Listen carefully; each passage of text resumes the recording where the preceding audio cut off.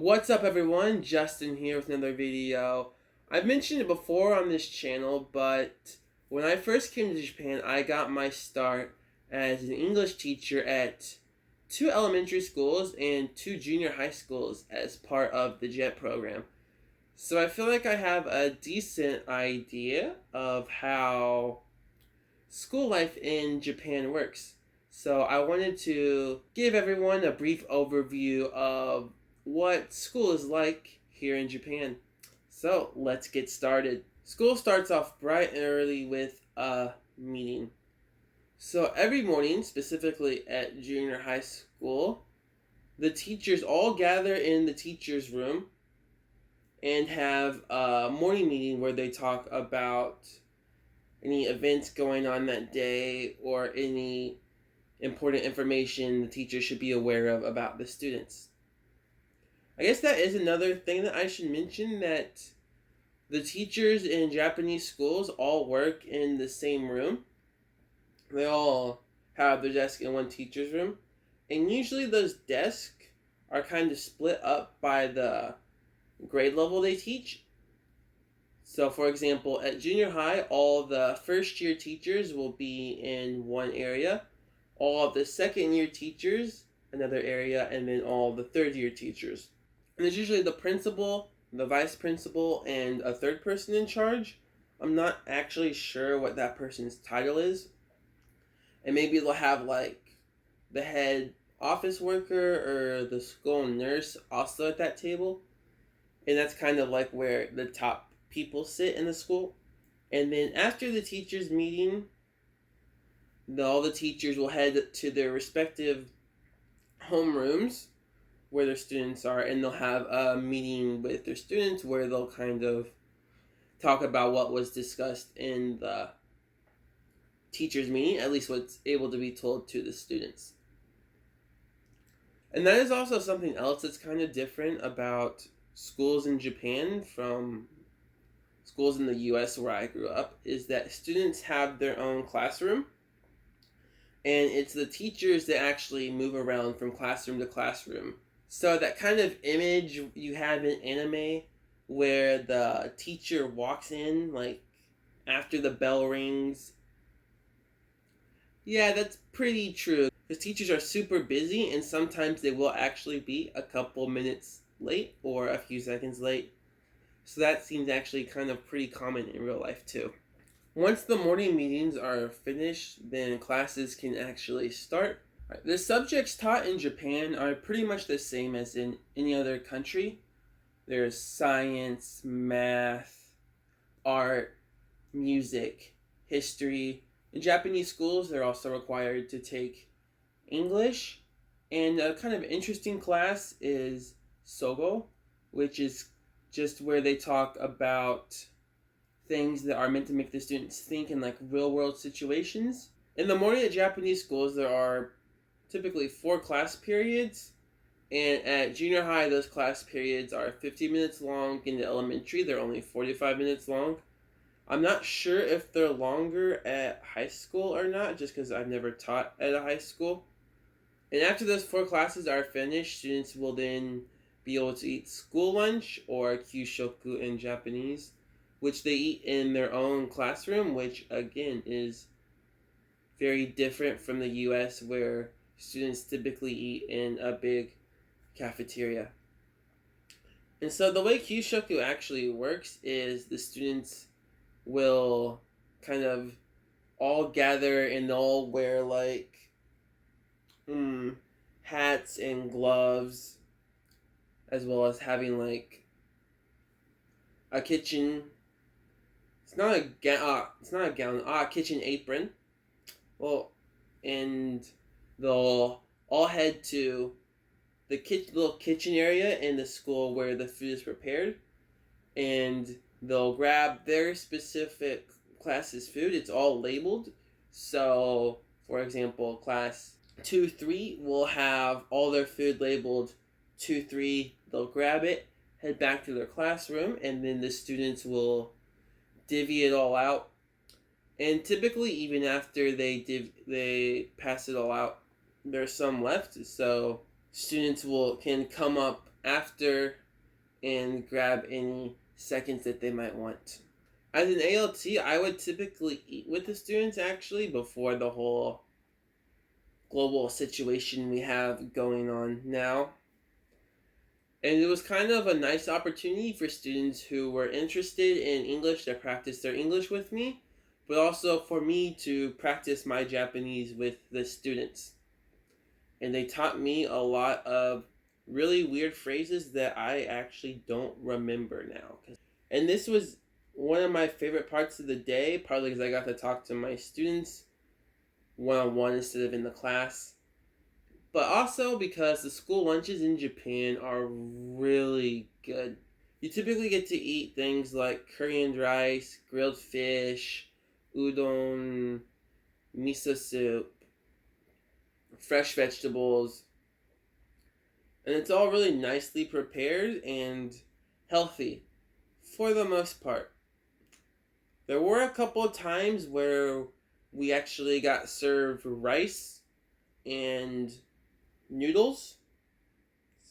It was typically udon or soba, which is just a lot of carbs, rice and noodles. Those meals were usually about 90% carbs and maybe 10% protein. After Kyushoku, students have hiruyasumi, or their lunch break, where they can basically do whatever they want as long as they're not breaking any serious rules. So at elementary school, students will typically go outside and play or stay in their own classroom and do arts and crafts. At elementary school, I usually went outside and played with the students during hiruyasumi, which again was a lot of fun because I got to talk to students outside of class, and having so many students, I didn't get to know everyone's names, which was something that I always kind of felt disappointed about. But because I was able to play with the students a little bit during hiruyasumi, I actually got to know a few more of their names. And typical kind of playground games that kids play in Japan are dodgeball, which is played differently from the US. In Japan, there's only one ball, and on the court, there's actually, you have the people that are in, and there are people outside called Gaia. And because dodgeball is played on an open field, the people who are the Gaia usually go get the ball, and then they throw it at the people in play. And if they hit someone in play on the opposing team, they get to go back in. And so in addition to dodgeball, they also play onigoko, which is just basically tag, but instead of being it, someone's the oni or the demon, which is also a lot of fun. But whenever I played it, I always ended up being the oni because they're kids. They just like to make the teacher the demon. Completely understandable too. Most of my teachers were also demons. And of course, they also have like monkey bars and stuff. Oh, something else that was always kind of interesting was that elementary schools typically have unicycles in their playgrounds, so students can practice unicycling. After 2 years, I'm still not sure why there are unicycles. I'm not sure if any of the Japanese teachers even knew, so yeah, it's a mystery. If you happen to know why there are unicycles at elementary schools in Japan, please let me know down in the comments below. And then at junior high, students don't usually play outside. They'll kind of go to the library to get books, just hang out in their classroom. I mean, I guess there are still a few students who go outside, but not nearly as many as elementary school. Elementary school, it's 90% of the students. At junior high, it was maybe 10-15% who actually went outside. So after Hiruyasumi, students have 2 more classes, and after those 2 classes is when at junior high they'll actually do their cleaning. So yes, students do clean the school in Japan, and usually clean is just 10 minutes. All the students in the school have to clean, so it actually gets done pretty quickly. And of course, it's just things like cleaning the bathroom, wiping the windows, sweeping the floor. I do feel sorry for the students who have to clean outside in the winter though, because what usually happens during cleaning is students have to clean in their athletic shorts even in the winter. So you'll see kids running around outside in the winter in athletic shorts and maybe a long sleeve shirt, no jacket, and it just looks hella cold, honestly. I always got to clean inside, so I guess I was just kind of lucky. And then after cleaning, there's usually an afternoon meeting to kind of recap what happened throughout the day, and then hooray, the school day is over, and then bukatsu, or clubs, can start. So it's really common for school kids in Japan to play sports for their club. So basketball, baseball, volleyball, tennis. Oh, and table tennis. Something else that was also really different from the US is that when students enter a club, they usually only enter one club. That was kind of strange coming from America, where most students are in like 3 sports, 2 clubs, and everything. Like personally, I played tennis, baseball, and was in a community service organization, so it was kind of strange seeing kids only involved in like one club at a time. But they're in that club playing that sport year round. So the baseball kids will have baseball practice even in the winter. So they always are kind of with that one team and kind of always have that camaraderie going, which is kind of nice in its own way, but just playing one sport year round to me just seems like a way to kind of get burnout, especially at a young age. And so the last thing I want to talk about for this video is the dress code. And I feel like it's no secret that in Japan, students have to wear uniforms to school. And typically these uniforms for the boys are, in the summer, a short sleeve button up, or in the winter, a long sleeve button up, and when it gets really cold, they can wear a jacket over it. And girls have to wear a vest with a shirt and a skirt.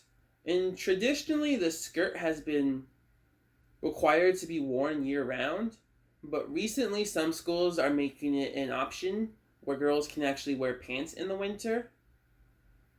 That said, even though it's an option at some schools, it's still uncommon. At least at the schools I taught at, it was really uncommon. There were maybe, in the 2 junior highs, 5, 6 girls total who actually wore pants in the winter.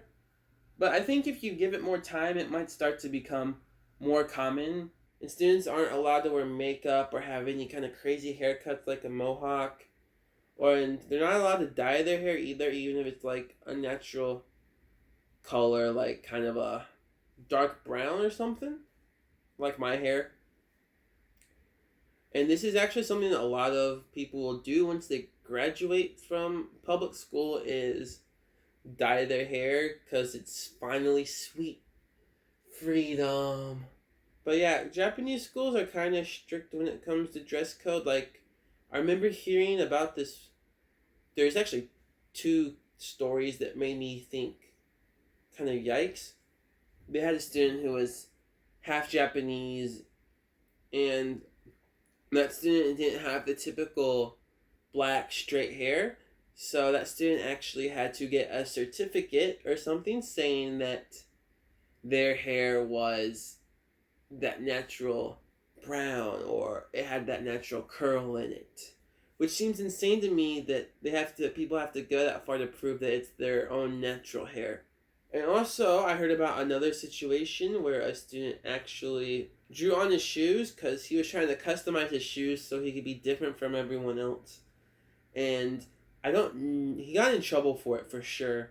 I don't remember what his punishment was. Maybe he just got scolded by his homeroom teacher. I'm not sure. But anyway, he got in trouble for it. So I really enjoyed my experience teaching at public schools in Japan. Of course, there were some really great things and some things that could have been improved But overall, I'm really happy I had that experience. And if there's any other questions you have about schools in Japan, let me know down in the comments below. That will do it for the video today, so don't forget to like and subscribe to the channel, and I'll see you next time.